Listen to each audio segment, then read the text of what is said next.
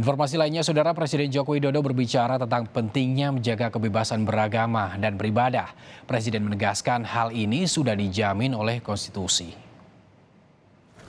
Jokowi menyampaikan hal ini saat menghadiri Rakornas Kepala Daerah dan FKPD se-Indonesia hari ini di Sentul, Bogor, Jawa Barat.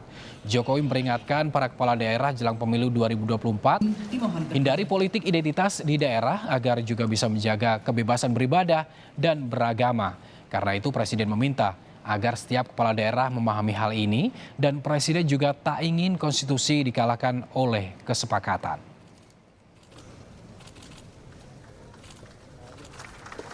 Mumpung juga ketemu Bupati dan Wali Kota mengenai kebebasan beribadah dan kebebasan beragama. Ini hati-hati, ini yang beragama Kristen, Katolik, Hindu, Konghucu, hati-hati, ini memiliki hak yang sama dalam beribadah, memiliki hak yang sama dalam kebebasan beragama dan beribadah. Dandim, Kapolres, Kapolda, Pangdam harus ngerti ini, Kejari, Kejati,